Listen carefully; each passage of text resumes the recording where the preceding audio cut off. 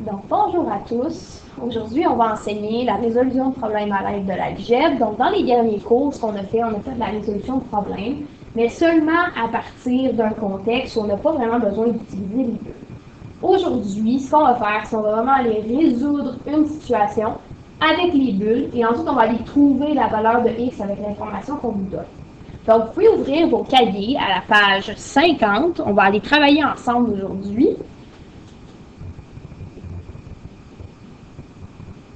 Une fois que ton cahier est ouvert, tu peux commencer à lire la question qui est au modèle 1, qui est juste en haut de l'écran. Donc, ce qu'on nous dit, c'est que samedi dernier, Ali a parcouru une distance 4 fois plus grande que celle d'Olivier. Laurence a parcouru une distance 2 fois plus grande que celle d'Olivier. Si on se pose la question encore une fois ici, qui est celui qui a un lien avec les deux autres? Ici, c'est Olivier. Donc, c'est lui qu'on va aller mettre au centre, donc à la bulle centrale. Ensuite, pour Annie et Laurence, on peut les mettre où on veut. On va suivre l'ordre du texte parce que c'est plus facile. Donc, on peut aller inscrire Annie à la première bulle, et puis Laurence à la troisième.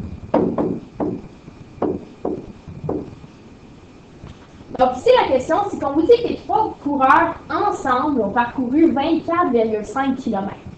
Et on vous demande, qu'est-ce que chacun de ces coureurs-là a parcouru en tout? Donc, pour aller trouver la réponse, ce que ça va nous prendre, c'est les flèches et les bulles. On va en avoir de besoin.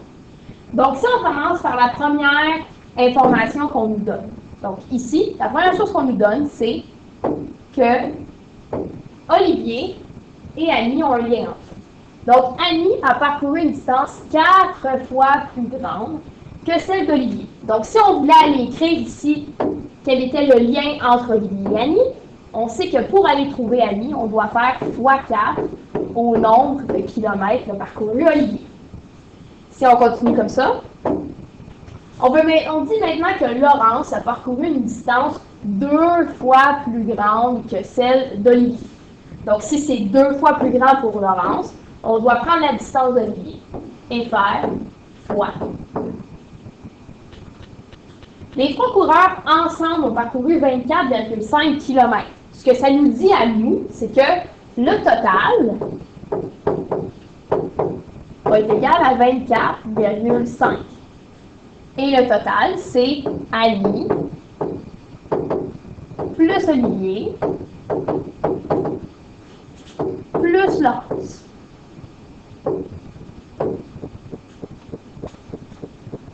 Tout ça devrait être égal à 24,5.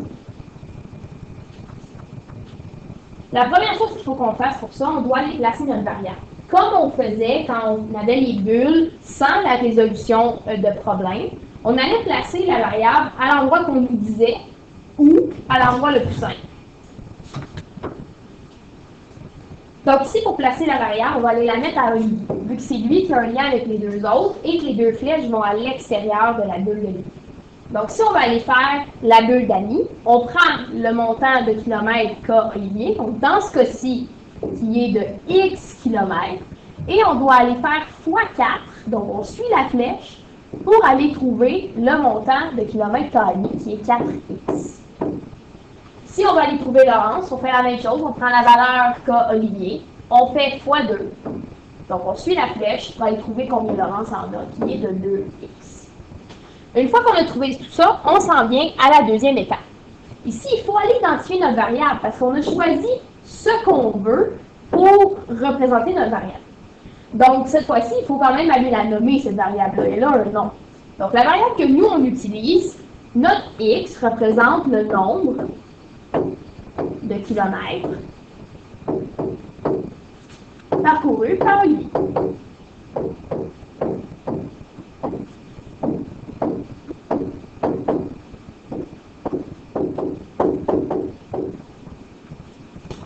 Une fois qu'on sait ça, on peut aller écrire ça va être quoi notre équation. On l'a déjà nommé ici en haut.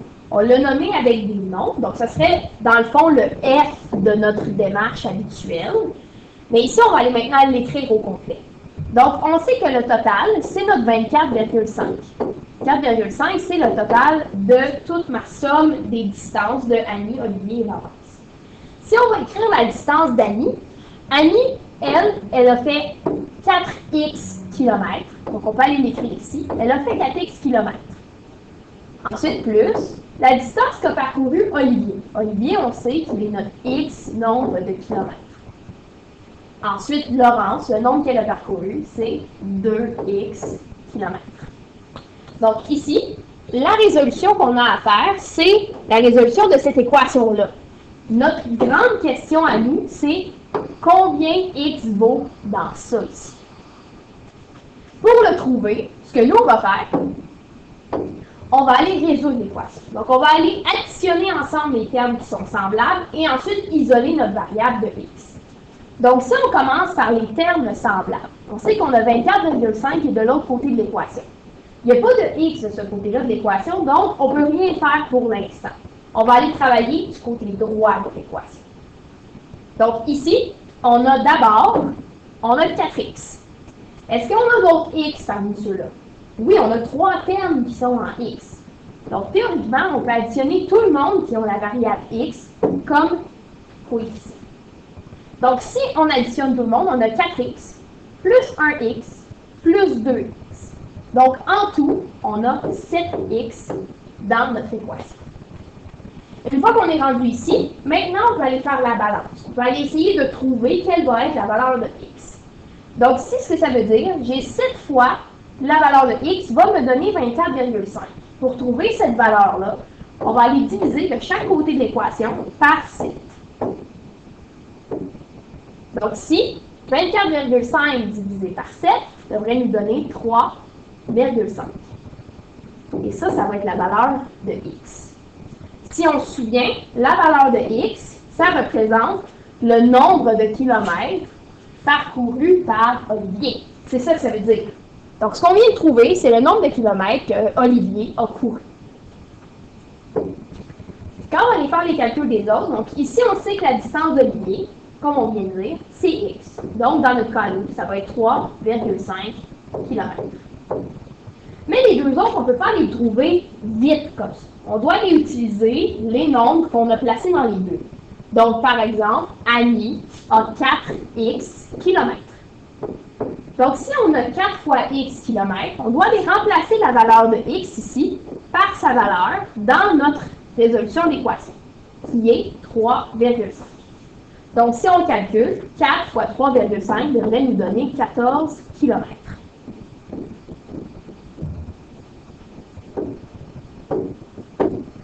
Si on veut maintenant faire la distance de Laurence, on sait que Laurence a 2x km. Si on connaît encore une fois la valeur de x, ici c'est 3,5, on sait qu'on peut faire 2 fois la valeur du nombre de kilomètres de x, qui est 3,5. Si on trouve la réponse, on va retrouver 7 km. Vous pouvez faire avec votre calculatrice si vous n'êtes pas très fort en calcul mental. Sinon, vous pouvez toujours essayer. Habituellement, ça ne devrait jamais être des nombres très très gros qu'on va utiliser. Donc, si on peut répondre à la question, Annie a parcouru 14 km. Olivier a parcouru 3,5 km. Et Laurence a parcouru 7 km. Ici, les parenthèses, dans les calculs, vous n'êtes pas obligé d'aller les mettre. Ces parenthèses-là, ici, c'est juste pour vous montrer d'où vient la valeur de x. Et si vous voulez les mettre, ça vous aide un peu à voir d'où vient votre calcul et permet de mieux vous valider. Parlant de validation, on va maintenant aller valider notre réponse. Donc, ici, si on veut valider, on sait qu'il faut que la somme de tous les kilomètres nous donne 24,5. Donc, on sait que si on fait Annie plus Olivier plus Laurence devrait nous donner 24,5. Donc, allons essayer. C'est-à-dire qu'on aurait 14 plus 3,5 plus 7. Tout ça va nous donner 24,5. Donc, on a gagné.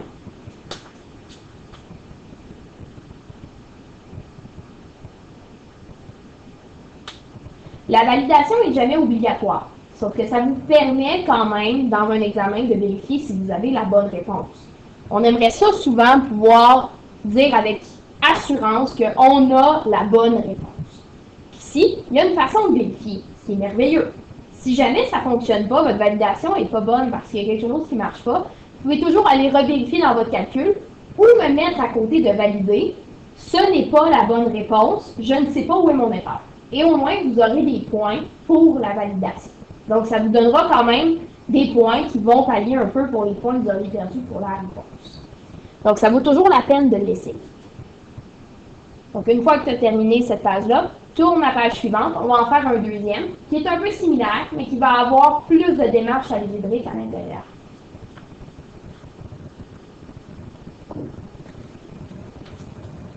Donc, encore une fois, on se retrouve avec 3 bulles. Donc, on doit aller installer nos personnages au-dessus de la bonne bulle. Donc, ici, on sait que Pierre a 2 crayons de plus que Hélène. Et celle-ci a 4 fois plus de crayons que Philippe. Pierre a autant de crayons que Philippe et Hélène ensemble. Combien de crayons ont-ils au total? Ici, tout le monde a pas mal un lien l'un avec l'autre. Donc, on ne peut pas vraiment aller placer une personne qui devrait être au milieu. Sauf que si on prend Hélène, c'est elle qui a un lien avec les 2 autres. Parce que dans la première phrase, on dit Pierre a 2 crayons de plus qu'Hélène. Et celle-ci veut dire qu'on continue à parler d'Hélène. Donc, et celle-ci a 4 fois plus de crayons que Philippe. Donc, Hélène, on va aller la placer au centre. On peut aller placer Pierre à sa gauche et Philippe à sa droite. Une fois qu'on a fait ça, on peut aller s'occuper de la première phrase et des liens qu'on a ensemble ici. Donc, on sait que Pierre a 2 crayons de plus. Ça veut dire que si on prend le nombre de crayons d'Hélène et on veut trouver le nombre de crayons de Pierre, on fait plus 2. Et on sait que Hélène, elle a 4 fois plus de crayons que Philippe. Donc, si on prend le nombre de crayons de Philippe et on veut trouver celui d'Hélène, on fait fois 4. Pour que ce soit plus simple, encore une fois, on va aller placer la variable à l'endroit où il n'y a pas de flèche qui arrive. Donc, dans ce cas-ci, ce serait le nombre de crayons de Philippe. On va aller l'appeler X. Dans la deuxième phrase, on vous dit « Pierre a autant de crayons que Hélène et Philippe ensemble. » Donc, ça veut dire que Pierre va être égal à Hélène plus Philippe.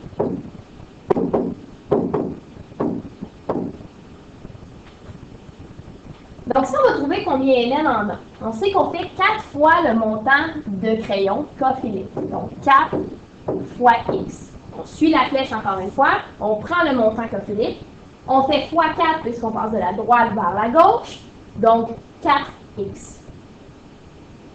Si on va aller trouver le nombre qu'en a Pierre, on prend le nombre de crayons qu'a Hélène et on suit la flèche pour aller trouver le nombre qu'en a Pierre, qui est dans ce cas-ci 4x plus 2.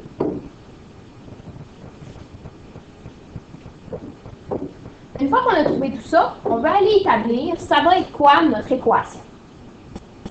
Pour faire ça, il va falloir nommer notre variable. Notre variable, c'est x, mais ça représente quoi, x? Donc, dans ce cas-ci, x, c'est le nombre de crayons.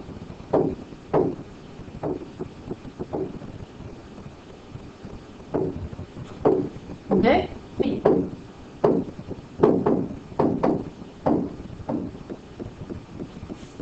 Notre équation va aller remplacer ce qu'on connaît. Donc, on sait que Pierre, son équation, c'est 4x plus 2. Donc, si on va aller écrire l'équation, on sait que 4x plus 2 devrait être égal au nombre qu'en a Hélène. Donc, Hélène, c'est notre vert ici, donc c'est 4x, on peut aller l'inscrire ici, plus le nombre qu'en a Philippe. On sait que Philippe, c'était notre première bulle, donc il en a x. On peut aller le retranscrire ici. Donc, ça veut dire qu'on a Philippe plus Hélène va être égal à Pierre. Donc, si on veut réduire cette expression-là, on va d'abord aller mettre les termes semblables.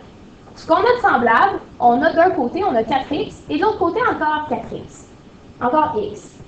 Donc ici, on va aller les mettre ensemble. Donc on a 4x plus 2 ne va pas changer, on va le laisser là.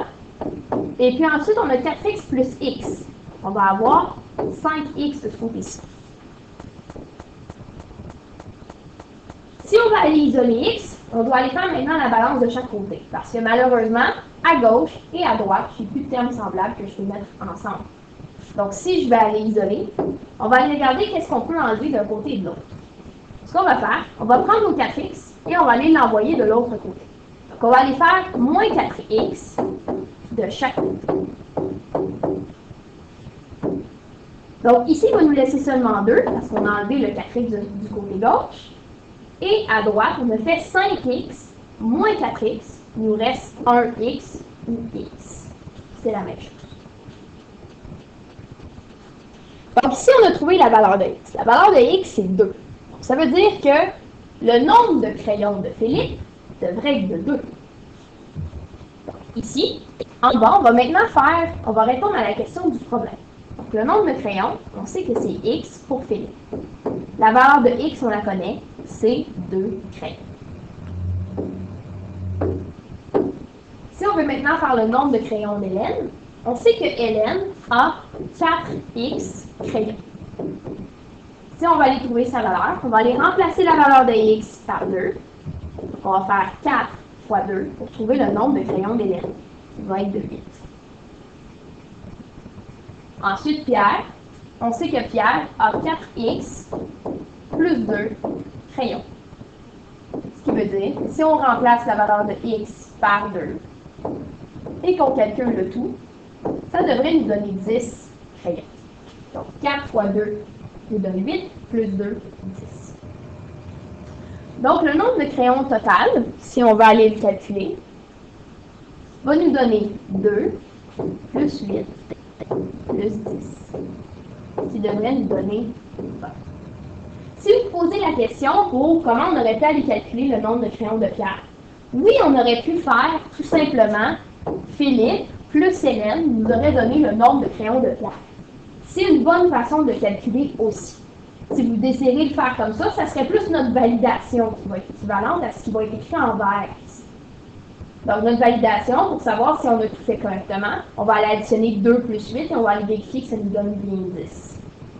Donc, la réponse, Philippe, Hélène et Pierre ont 20 crayons au total. Si vous voulez écrire votre validation, il faut l'écrire en dessous. Ça ne sera pas bien long, je vais remonter. Donc, pour valider, c'est ce qu'on va avoir en vert. Donc, on va faire Philippe plus Hélène. Ça va nous donner 2 plus 8. Ça va être égal à 10. Notre validation est correcte.